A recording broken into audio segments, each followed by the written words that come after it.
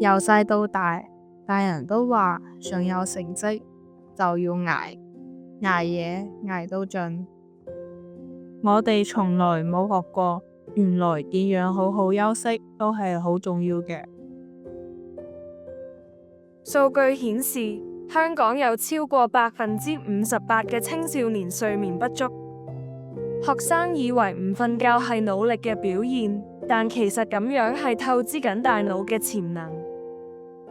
睡眠結構一旦受損，記憶鞏固同情緒調節能力就會同步下滑，令學習事倍功半。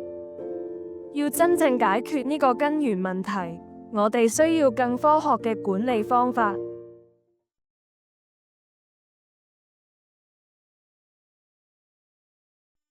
唉，我真係唔明，我已經晚晚溫到2、3點啦，但一到考試，我嘅腦就好似斷咗電咁，完全諗唔到嘢。你咪唔努力，係你個腦已 overload 啦。唉，但我唔讀又會追唔上喎，我唔死頂又可以點啊？你而家嘅努力只係用緊最低效率嘅方法撐住，上言不應該停低，佢本身就係學習系統嘅一部分。呢個係 Sleep.Fit 嘅 Apps 同埋佢配套嘅手環。我哋研發 Sleep.Fit 係想用 AI 幫人睇清楚自己嘅身體究竟發生緊咩事，透過手環同壓力感應枕頭，話俾你知你嘅睡眠資本仲剩翻幾多，再用 AI 建議你幾時應該去喐下去幫助大腦排毒。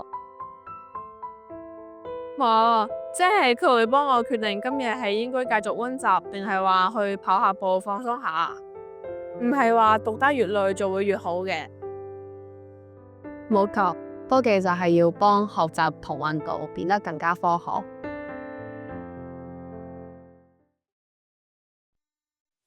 Sleep.Fit 唔係叫你唔努力，佢嘅角色係用數據同 AI 俾學生睇清楚自己點樣學，先至唔會消耗自己。原來我一直以為係自己唔捱得，但其實只係冇人教過我點樣同自己嘅身體合作。